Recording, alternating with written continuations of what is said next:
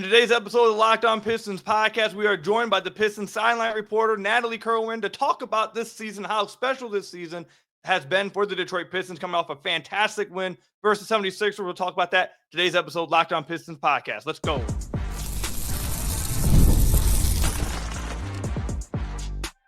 You are Locked On Pistons, your daily Detroit Pistons podcast, part of the Locked On Podcast Network, your team every day. What's the deal? Welcome back to another episode of the Locked On Pistons podcast. Per usual, I'm your host, Ku Cahill. You can find me over on Twitter at Ku Cahill. I want to thank you guys for making Locked On Pistons your first listen of every single day. We're free and available on all your podcast platforms. If you haven't already, head to the YouTube channel at Locked On Pistons. Hit that subscribe button. We are just 300 subscribers away from 10,000 subscribers, trying to get there by the end of the year. Also, you can leave us a 5-star review. Whatever podcast platform you're listening to this on, it's another great way to support the podcast. And today's episode is brought to you by FanDuel. Right now, new FanDuel customers can get $150 in bonus bets if your first $5 bet wins. Also, make sure you're heading over to LockedOnDaily.com. Type in your email, you'll get a Locked On Pistons daily newsletter along with your Locked On Pistons daily podcast. Like I said, we are joined by Natalie Kerwin to join us and talk about the Detroit Pistons, your sideline reporter for the Detroit Pistons. How are you doing today, Natalie? Hey, we're doing good. It's a good Saturday morning. We're riding the high of last night's game. Life couldn't be better. We're good. How are you? A good national TV. I'm doing great. I'm having fun. Last night's game was a lot of fun. I guess we'll start there. The Pistons, they have their first nationally televised game. It's on ESPN. And news comes out about 20 minutes before. We knew that Cade was questionable all day. But about 20 minutes, 15 minutes before, we hear that he will not be playing. Now, I think a lot of people, I think reasonably so, because of how the minutes have gone without Cade on the floor at points this year, thought, oh, God, this is going to be a rough one. First nationally televised game, trying to show the national audience what they're about without their best player. How's this going to go? And the Pistons open up the game. Open up the game with 42 points in the first quarter, dominate the Sixers from the start to finish. We'll eventually talk about the vibes around this team, but I think that's a good way to segue into it. How cool was last night's win? How great was it? You can't ask for anything better. You don't have your guy out there, your superstar, your guy that's going to be in the All-Star game here soon and the three-point contest, sidelined, and you're unsure of okay, yep, we finally get in the national spotlight. Everyone and their brother was there last night, from ESPN, and just the hype around, kind of just what the game could be. But we didn't know, right? When you don't have Cade out there, our guy's going to step up and fill those minutes properly and take over the responsibilities that JB Bickerstaff is asking of them. And they did exactly that. I couldn't believe how quick they came out. Talk about setting the tempo. That's important, right? When you're trying to get off to a good start. And sometimes, this year we've seen when the Pistons come off to a really slow start in a game, they can't play catch up. So last night it was hey, we're coming out guns a-blazing. And Malik Beasley, we can dive into him even more later on. But man, oh man, being able to slide into that starting role, we know he can do it. He's a guy that can either come off the bench or be the guy that's going to get things going. But I didn't know if we were going to get a career high from him last night. So talk about just guys knowing they we got to get the job done no matter what, no matter if it's on a national stage. And with the minutes that some of these guys got too, they were able to prove that they can take over different roles when the time is needed. It was awesome. It really was. No, it was a tremendous game. I had all my friends, a lot of my friends are from Michigan, from Detroit, and they're not all crazy Pistons fans though, but because that last night's game was nationally televised, they were checking it out. They were texting me the whole time oh my God, the Pistons are just blitzing them. What happened? The Cade's not even playing. I'm like, dude, it's been great. I saw the Twitter feed talking about it from outside Detroit. A lot of people were watching that game. And again, for them to do that without Cade was fantastic. I've talked about on the podcast a lot that they've needed a guy like Malik who just comes in and just lets it fly. He had 19 threes taken yesterday. He almost had 20 threes taken in this game, and he made 9 of them. 36 points. Absolutely crazy. He's been fantastic for the Pistons this year. I made the mistake last episode of saying that he was best value signing the Pistons have ever had. I forgot that they signed Chauncey for $6 million, and he went on to be the Finals MVP. So yeah, should have remembered that one, but it's okay. I like where you're going with it. My fault on that one, everybody. I had a few angry Pistons fans over that one, but I apologize for that. Speaking of Malik, though, I do want to transition it to the vibes around the team. I mean, in the last 48 hours, we've seen some trades happen. We've gotten a press conference from Trajan. We've gotten some comments from the players and the head coach. And speaking of Malik, it was something Trajan mentioned and even Malik mentioned that, I mean, we know how the last 15 years have went for the Pistons since they traded Chauncey, really. And to have a player that was not drafted by Detroit and spent like the last 10 years in Detroit, a guy who signed in Detroit willingly and said, I don't want to be traded. I want to be here. I want to be here long term. Please do not trade me. Does that not speak to the culture and the vibes around the team? Can you speak to that a little bit? I think that statement alone just shows how much can change in one season. For someone like that, like Malik, who's bounced around on different teams, he's been on playoff runs, to come to a group that's coming off of a 14-win season and was in the mud, in the bottom of it, wasn't sure how they were going to get out of it this season. For him to say that, I do think speaks high volumes on how much has changed here. The vibes are unbelievably high. Granted, I've only been here for 3 seasons now, and it's been a rough couple of seasons. So this year is the first time I feel like I've really been able to take in what a winning basketball group looks like here, and it is so much fun. And bringing in pieces like Malik has just lifted this group. They needed a veteran that could come in and not only with their playmaking show that leadership, but in the locker room too, and lift guys up if they have a bad night, lift them up if they have a good night. Be the guy that does the shimmy, gets the team going. Like I saw even last night, Cade on the bench was shimmying. I don't know if you caught that, but I'm like, see, this is good. Even though he's got the right ankle sprain, he's still figuring out a way to work it. So I think Malik has been that piece of, kind of sunshine, really. Like he's like kind of the sunshine in the locker room. And to your point too about Trajan Langdon, like he wants to keep that together. With his whole goal this trade deadline was to not break apart the vibes that have gone on all season long. Like he said, I like this young core. I like the way things are headed. Why break a good thing when you have it going? And so he was very strategic about what he wanted to do. And obviously, this trade deadline was absolutely insane. I still can't wrap my head around all the big names that were moved. 63 players, Yeah, NBA crazy. record. Like what? It's absolutely nuts. Like I asked George and Greg last night if they've ever seen a wilder deadline, and they're like, yeah, absolutely not. Like in all our years. They could have wrapped it up after the Luka trade, and we probably would have got the same answer. Like that was just like, dude. Like we're gonna come out firing on all cylinders. That's a good first one to start with, because I think everyone was shocked when I woke up the next day. I'm like, my God. But everyone's just feeling like they can go out there and win every night. That's the attitude they have. And they have all their little things in the locker room now. They have the belt they hand out to like the grittiest guy. They have their little bounce back routine that they do if they lose the game before. So they did it last night, and then when they win the next time. So it's like all these little things, they might sound silly, but I think it just goes to show the camaraderie and the chemistry, and for the young core to stay together these last couple years and like ride the wave. And now they're seeing what it's like to get the national recognition and play well, and they're more comfortable around each other. Like it's just it goes such a long way, and I've so enjoyed seeing how much their confidence has skyrocketed. Yeah, and Trajan spoke about at this press conference that he feels like, and there's a few people within the front office, obviously, that he said felt the same way, that they have one of the best locker rooms in the entire NBA, and that they have a bunch of guys that just love playing for each other, love playing on the court with each other, and love playing for these fans and for the city. And I really like the fact that you mentioned the bounce back. So I knew about the belt. Does everybody is the bounce back thing something I should have known? Is that a thing everyone should know, or is that more of a thing you have to know if you're around the team more? Can you explain that a little bit more?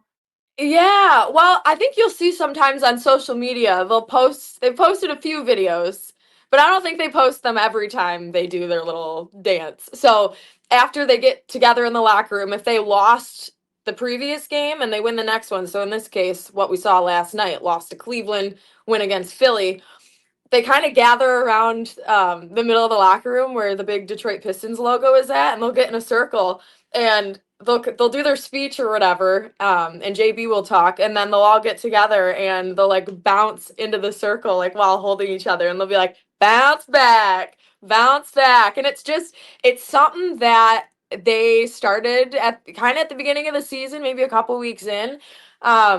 And it's just a way for them to get in a different headspace, like, and feel like, okay, like we bounced back. We did our job tonight. Like we weren't going to let Wednesday's game against the Cavs get in our heads, bring us down. Like we bounced back. That's what we do here. This is a group that, we're resilient, man. And I think it helps too with, bounce back by Big Sean, him being from Detroit. I think that might be a part of why they do it too. I got to ask more. I need some details. I don't know the full details, but that's what I know. That's what I can tell you. I mean, those are good enough details for us, though, because it really shows that the Pistons locker room, I mean, Trajan's not just talking out the side of his neck. Like, this isn't just, PR speak. Like, this team generally loves playing for each other, and bringing in veterans like Malik Beasley, like Tobias Harris, like THJ. Maybe they're not superstars, but they are exactly what this team needed. This is exactly what this young core needed, some leadership and guys that really bring the chemistry together. And you're seeing that on the floor, in the locker room, off the court. I mean, Marcus Sasser, I remember at the very beginning of the year at the media day, Marcus Sasser spoke about how these veterans are more active and involved with their lives off the court than any veterans he's had in his career going back to college. And I think that speaks volumes about why this team is playing so well. I mean, right now we're sitting at this team and looking at this team, and they're 6th in the East. Their over-under was 24.5 at the beginning of the year, and they already have 26 wins. So it's been a crazy year for the Pistons. A great win last night without Cade, and just the vibes around the team continue to feel like, once you feel like they've hit their ceiling of just like great vibes, they just break through that ceiling and create a whole new one. Like, it's just, they're playing at such a high level, and it's fun to see. But coming up, I do want to talk about the playoffs this year. They're currently in the 6th seed. We'll talk about them potentially making the top 6 when we come back. It's going to be a lot of fun. Stay tuned for that. When I found out Skims was making underwear for men, I was intrigued. I've heard so much about their quality from friends and family, so I had to give it a try. And let me tell you, it lives up to the hype. I've always had issues with underwear fit, comfort, or just finding the right style for me. Skims changed all of that. Their men's line offers something for everyone, from boxer briefs to classic briefs, all designed with the perfect balance of comfort and style. You can shop Skims men's at skims.com and Skims stores. Let them know we sent you. After you place your order, select podcast in the survey and select our show in the drop-down menu that follows. And if you're looking for the perfect gift for your Valentine or for yourself, Skims just launched their best Valentine shop ever, available in all sizes for women, men, kids, and even pets. Again, you can shop Skims men's at skims.com and Skims stores. Again, make sure you let them know that we sent you. Select podcast in the survey. Again, at Skims men's at skims.com. So I want to thank you guys again for making Locked On Pistons your first listen of every single day. We are free and available on all your podcast platforms. If you haven't already, head to the YouTube channel at Locked On Pistons. Hit that subscribe button or leave us a 5-star review on whatever podcast platform you're listening to us on. That's another great way to support the podcast. Also, if you want to watch the Pistons games live with me, myself, Pistons fans, the rest of the Locked On Pistons community, I'll link it down below, the playback.tv/watch Pistons. It's been a lot of fun over the last few games. We've had a lot of people in there. It's been a ton of fun. So if you want to join us for the next game, I'll link it down below. You can join us over there. But Natalie, this team, like I said earlier, their over-under was 24.5. Like, that is, and you can't really get too crazy mad about it. The team obviously had just won 14 games the previous year. So I'm sure that not a ton of people were thinking, oh, this team will be the 6th seed in February. But that is exactly what's happening. They've already crushed through their over-under on the season at 24 at that 26 wins. They are 1 game or 2 games behind the Milwaukee Bucks for the 5th seed. They are tied technically with the Heat for the 6th seed, but they have the tiebreaker. It looks like they are 100% going to at least make the play-in. With the teams that are tanking and the teams that have kind of given up and the space the Pistons have created and the way they're going, they're definitely making the play-in at least. How special do you think it would be for this team after the last 5 years, since they decided to really blow things up with the trade of Andre Drummond and moving on from Blake Griffin? How special do you think this would be for this team to make the playoffs this year and have a home playoff game this year in Detroit? Let's just sit with that for a second. Even for us who can take a step back away from the media side of it and appreciate just the fandom. Like, I'm from here. Are you from here too? Yes. So it's like we grew up around these teams. We saw the success when we were both pretty young. Now being adults and now being a part of it too, especially in the media space, I think a playoff run would be the most incredible thing, not just for the team, but for the city. Basketball fans have been wanting this for so long. And I think the Pistons getting back to that going to work, the gritty, bad boys, like we have some bad boys in this group now. Like getting back to that kind of Pistons basketball. We've already seen it in spurts this year. If they can make the play-in, the playoffs, and keep on this trajectory that they're on, I think this group can go anywhere. And they believe it too, is the biggest thing. I mean, the fact that they're already sitting in the 6th seed right now, Trajan Langdon said, this group is further along than maybe what I thought they would be at right now.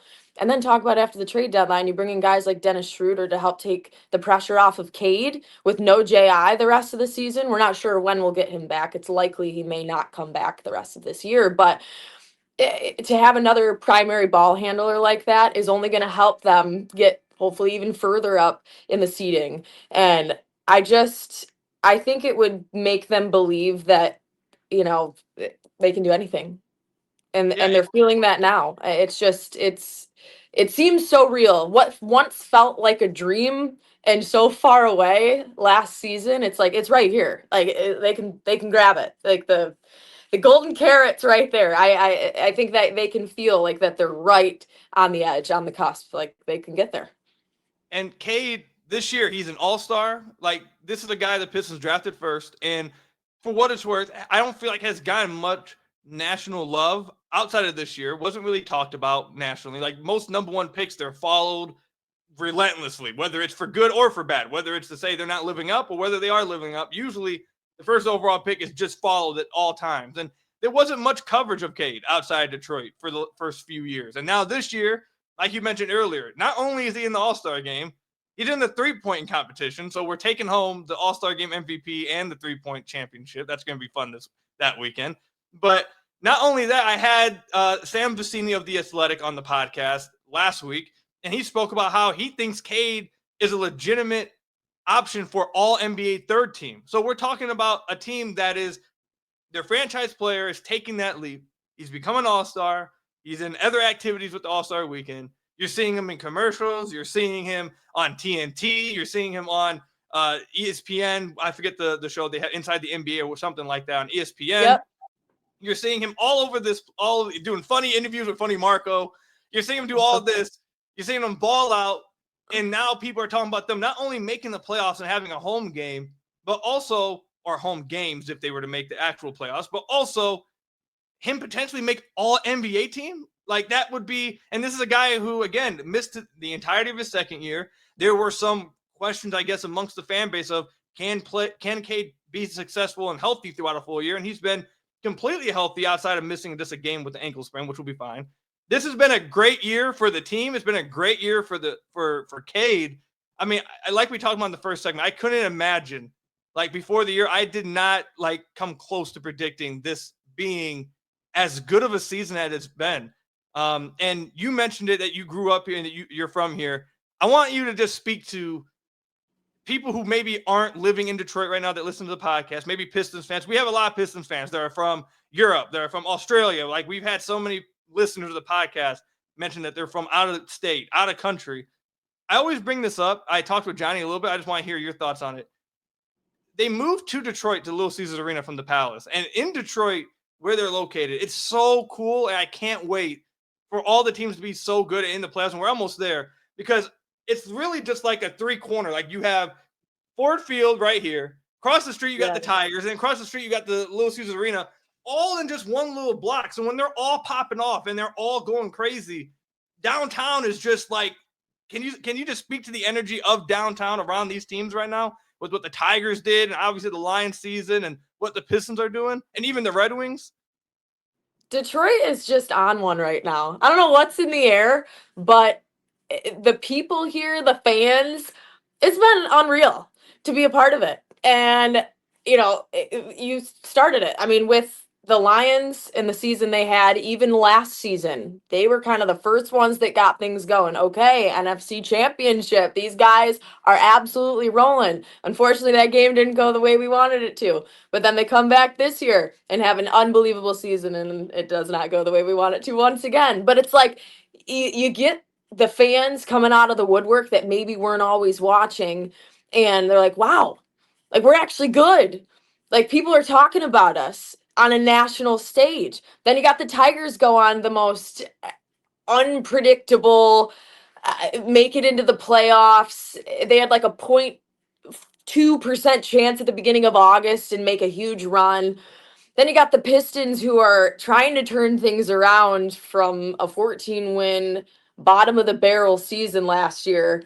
And they're doing what they're doing now. And then the Wings, when they hire their new head coach, like to your point, it's like change has happened in all the organizations here.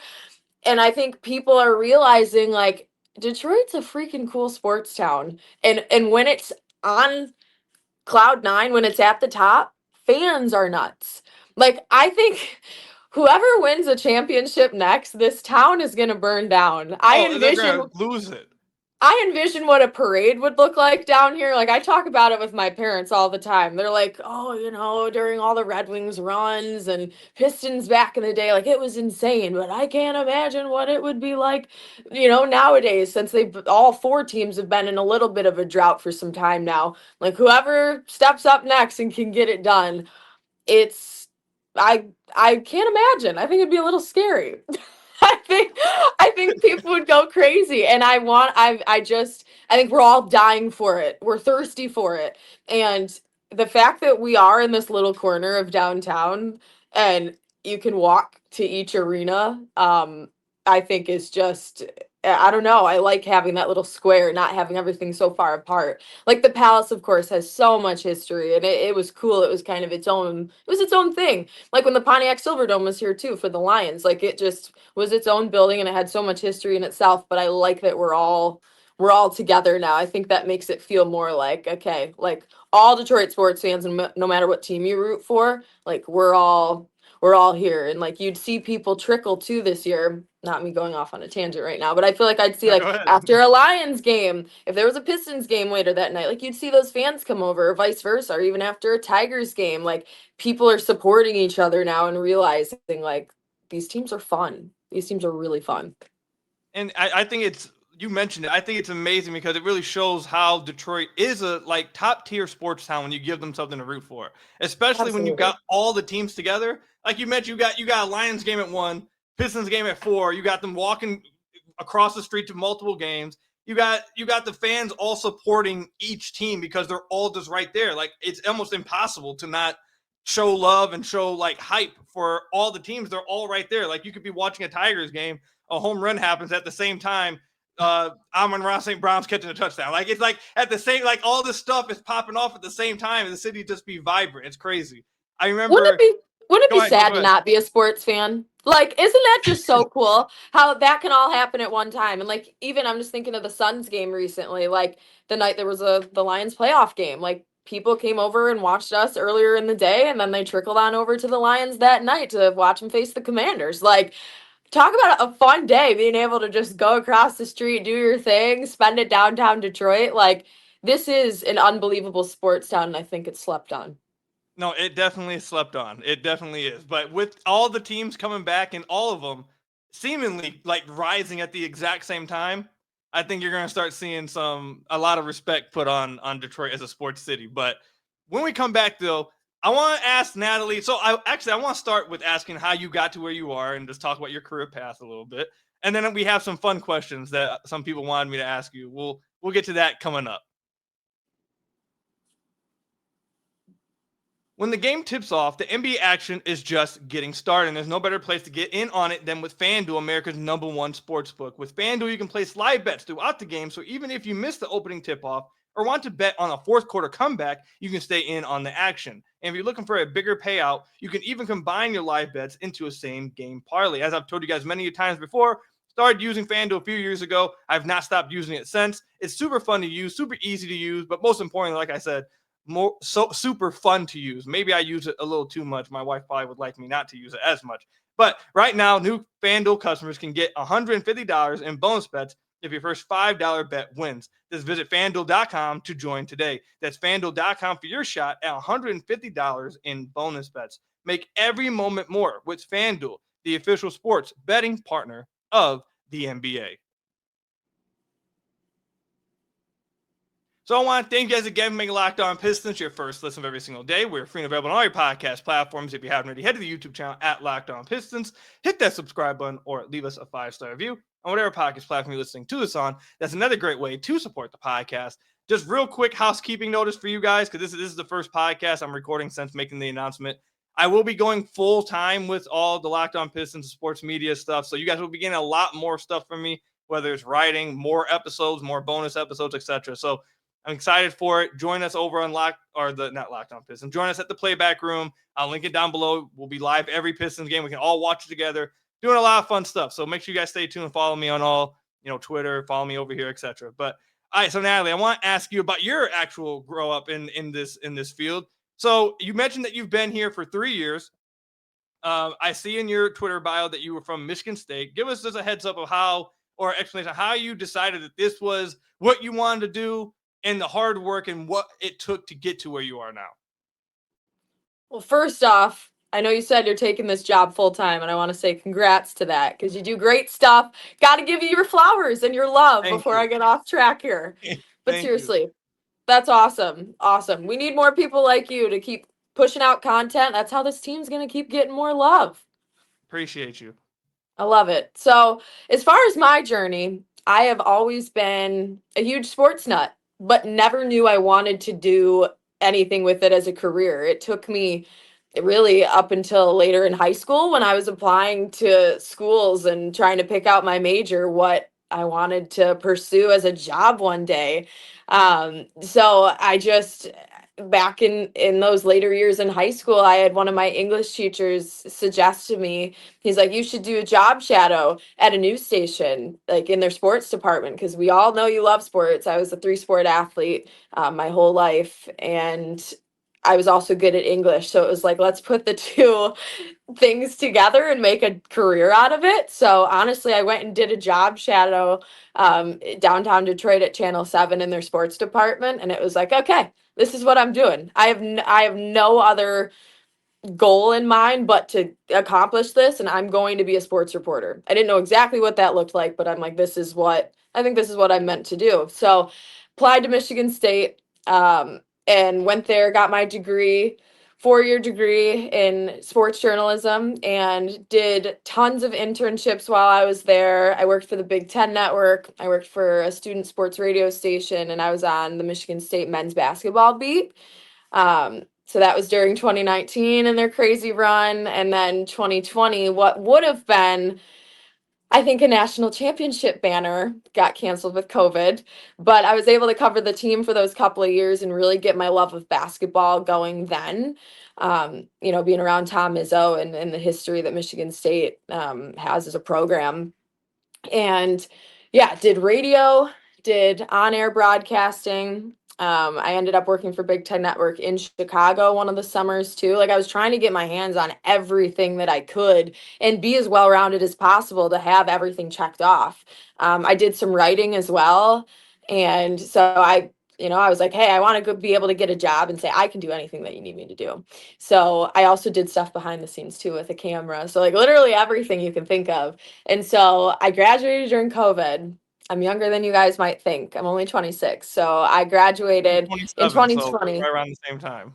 Yeah, I know. People are always like, what? I can't believe you're as young as you are doing what you do. And it is true. Like, it's crazy. I remind myself of that all the time. Like, I'm not too far removed from school, which is just nuts. Anyway, but when I graduated, I ended up working for a news station. That was my first job. I was doing news and sports, and I was a multimedia journalist. So I was doing everything. I was pitching stories. I was going to set up the interviews myself, doing all, the sitting down with players, coaches, whoever it was. I was doing stuff out in the community, and it was right back in Lansing, Michigan. So I moved back up to where I went to school, which was great. So I feel like I already had a good network up there and good connections. And I was there for 2 years. That was it. 2 years. And knew I wanted to pursue, either another news station in a bigger city, some other kind of role. I mean, my dream was always to get back to Detroit, though. I just didn't know how quick I'd be able to get there. And so, talking to the people that I had networked with and any connections that I had, I had heard at the time when we were known as Bally Sports Detroit, there was going to be a reporter opening, and I wanted to pursue that as quickly as possible. And I honestly didn't know if it would be, just with my age and lack of experience at that point. But I got my name in the hat, got the email of my now boss, and reached out to him as quickly as possible, sent him all my work, and I've been there ever since. Got the job, went and interviewed, got the job, and the call the next day, and I've been here now for 3 years. And it's been the biggest blessing. Being able to report on my hometown teams and be kind of on that beat and be around these teams has been incredibly special. And my role too, it's kind of funky, and I don't think people realize sometimes everything that I do, just because it's like I'll fill in here and there, and then maybe you won't see me for a stretch. But Pistons is my main role, as well as Tigers, but then I'll fill in on wings too once in a while. It's kind of like Swiss Army knife, wherever you need me. So I'm also our digital reporter too, so I'll do stuff for our social media. So it's like I dabble in everything. But my love of sports has been there since I was young, and especially growing up around these Detroit teams and the history that's been here, it's just made my life. I wouldn't know what my life is without sports. So in a nutshell, that's how I kind of got to where I am and where my love of sports began. So can I ask what 3 sports you played? Yes. Okay. Good listener over there. I played volleyball. I was a skier, like a ski racer, which not every high school had that, and lacrosse. Those are my big 3. You had your high school. What's high school you go to that had a ski race as a team? I know. So I'm from Metro Detroit. I'm out in Milford, if you know where that is. It's out by Novi, Brighton, in between both those cities. Small town, but the best town to grow up in. And we were lucky to have ski hills by us, and that was my favorite sport. And I would say my best sport too. I was nominated and inducted into my high school's Hall of Fame last year for it. Oh, look at that. Congratulations. I know. People tell me to say that more. I'm like, I don't know. I'm humble. I hate saying that out loud, but that's a big time. You should have let off with that. That's a big time thing. I know. Dropping the ball there on that one. Very in the lead. But yeah, so I was lucky enough to have a high school ski team, and it's like what you see in the Olympics, slalom and giant slalom when they're going through the gates. That's what I did from age 7 through, well, I did it at Michigan State too. They had a club varsity team. So I was a part of that during my college run. Could put skiing on the resume. That's super dope. That's super dope. Congratulations. I think it's super cool though to hear you talk about it, because there's a lot of similarities between how me and you both figured out this is what they want to do. I played football, basketball, track throughout I was a big time basketball, big time football, dabbled in track. And you had that fake dream of I'm gonna be in the NBA one day, but then you just stop growing and you're like, oh, that's not gonna happen no more. So it's like I want to be in sports somehow. I joined my high school's newspaper, then I go to Wayne State for journalism, and now, like you mentioned, you kind of just want to do, especially, and this is for anyone out there that wants to kind of do this, you kind of just become like a Swiss Army knife. You start teaching yourself everything you possibly can do. I started teaching myself how to edit videos, how to record videos. Started watching tons of YouTube videos on how to do this, how to do that. I started writing at multiple places. And it kind of, if you want to get into this space, you just gotta want to be, I don't know, active, and just, teach yourself everything possible. So if someone comes to you, you're able to do anything. You can talk on a mic. You can talk behind, in front of a camera. You can write some stuff. You can do this. You can do that. So super cool to hear all of that. And I'm happy that you were able to get where you wanted to go. We're both around the same age. We're both doing what we want to do at such a young age. So it lets everyone know that you don't have to wait forever. As long as you put in the hard work, you can get to where you want to go. So I'm happy to hear that, and happy to see that you should have let off with you being inducted to the Hall of Fame. That's like, that's hey, come on. I know. everyone does tell me that, and I'm like, I can't come out here trying to be all like, oh yeah, I'm a skier, I'm a Hall of Famer. Like Yeah, you I are. You're gotta big time. What do you I mean? You're gotta big time. surprise. I gotta surprise everyone a little bit. That's a little fun fact about me. That's my icebreaker fact I can bring to the table now. I always hate that game when people are like, "Tell me a fun fact about yourself." It's like I don't really have any, but now I can add that. All right. So Seriously, I appreciate the love. That means a lot, and I love hearing about your path too. Like it's cool. Like we're doing what we want to do. We worked hard for it, and yeah, for anyone listening, I know it's cliche, but really, when you do have your mindset on something, like you're gonna get there. It might not be the path that you originally envisioned, but you're gonna make it work. And like, make yourself available. Make yourself that Swiss Army knife that we're talking about, because then people can't knock you down. You're like, but I can do that, but I can do that, and that, and that, and that. And the more skills that you have, I think it just makes you more valuable. And like, if you want a career in sports journalism, you can do it. Like, get your own camera, set it up, start a podcast. Everyone's doing a podcast nowadays. I feel like I should start one. Ooh. Maybe this is the first, the wheels are turning now, but it's like everyone's there doing you that. go. And yeah, I don't know. Maybe we can Just make collab sure you on get me on the something. first episode. You got the idea from me, so just get me on the first episode. And we'll be straight. I gotta give you cred. Don't worry about it. We'll I'll make sure we shout you out. We'll bring you on. But yeah, I don't know. It's just you really can achieve whatever. And this field, there's so many things you can do. That's why it's fun. Like there's so many different avenues you can go down. So there's my speech. There's my There you speech go. for everyone. There you go. All right, so we'll wrap it up with some fun questions that people sent, and I know you said you saw some of them. So I'll start with the one that like I was drinking water and I spit. I was like I laughed a little. So I'm Oh sorry, God. but it was funny. I'm sorry. Someone said, have you ever thought about using a box when you're interviewing people taller than you? Come on. We're calling out my height now. I know I do feel really tiny next to them. It's bad. Like sometimes the camera guy has to like squat a different way just to like get both of us in it. And I'm like, I'm sorry, man. I'm causing you back problems here on a nightly basis. The question is, yes, I have thought about it. When I've been in studio for our pregame show, they do give me a box. Secret's out. I do stand on a Secret's out. box. Yes. And it's like a big box too, because they're afraid if I wear heels, I'll trip off the box. So I always have to wear like my Nike Dunks or whatever on the box, but they make sure that it's like a bigger one so that like I'm in line with usually the screen next to me. So, have I used one in the past? Yes. Do I need one at games? Probably.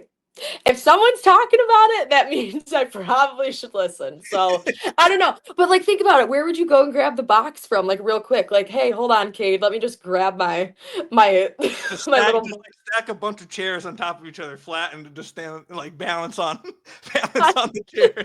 I think they'd have a lot of questions, but maybe we do got to do it one of these times. I don't know.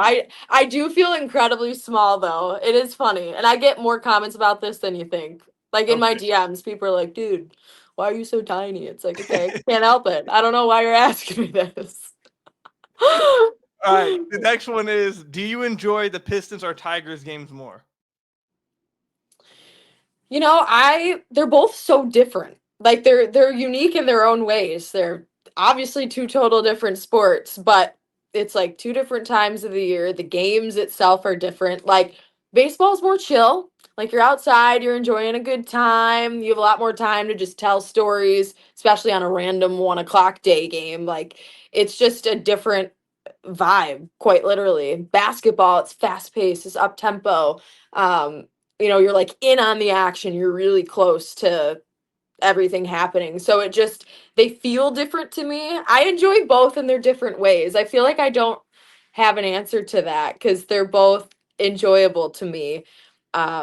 Just the atmosphere is different, but I like having both. Sometimes you want the chill, lay back kind of atmosphere to report in, and sometimes it's fun to be all in on the action. I mean, you know, I think being on a basketball floor it brings more like fun and excitement, but then talk about like playoff baseball, like this past season, that was one of the most fun things I've ever been a part of. So I love both. That's my answer. I will say, I was going to say this. I forgot to say it earlier when you were talking about it. I do not. So I played baseball for like 1 year when I was like 9 years old. I've never been a huge baseball fan, even though I do play MLB The Show because it's a good game. But I usually don't pay attention to baseball. This past year, all of a sudden, you found me watching Tigers games because of this crazy run they were. So that kind of speaks to what you were saying earlier, that you have all these teams together, all rising at the same time, and they're doing special stuff like that. You get people involved who aren't even like crazy fans of that specific sport. So I wanted to hit on that because I was locked in during the Yes. run at the end. How could you not be? I had friends that they're not huge sports lovers, and they're like, dude, I'm turning on the Tigers game every night now. I'm like, who are you? And what happened to you? They're like, the Tigers changed me, man. Like it really, it brought in, when the teams are doing well, it brings in new fans too. It just helps all the organizations as a whole, like what they're trying to do with just brand awareness, bringing everyone in to watch. Like, how could you not be like sucked into the TV every night? Like Locked On Pistons, Locked On Tigers. Like it's that's you. Tigers, so you can be a fan of both. You feel me? We got Locked On Tigers, Red Wings, Lions. We got all of it. You can check out all of them, especially all year round. You feel me? But all right, last one. Subtle plug. There we go. There you go. last one. Have you ever been stopped for a picture at a non-sporting event? Yes. Feel like I have before. I guess I can't think off the top of my head. Not as much as you'd think though. I think when you're in a non-game environment, like people just don't, like when you don't have the microphone in your hand, I think some people don't maybe recognize you, who you are. I don't know. And I've only been here 3 years. I mean, I know that's it's not that long in the grand scheme of things. So I don't get stopped as much as you'd think. At games though, like if I'm doing a hit in the stands or whatever and I'm walking through, like then people are like, Natty K, FanDuel. And I'm like, hey, what up? So it is more so at games, but I feel like I've gotten stopped at the grocery store once. It kind of throws you off because you're like in your like off day clothes and it's like, oh, hi. But no, you do get that. And the people that do stop me are always incredibly nice and kind, and I'm always happy to talk to everyone. It's just we've talked about it here today, like the fan base here, the Detroit sports fans as a whole are just good people. And we know how it feels to be kind of those hard-nosed, gritty, blue-collar people from this city, and like out in the community, people are the same way and they have respect for you, and I love that. It just puts it more into perspective for me on like why I do what I do when people do come up to me.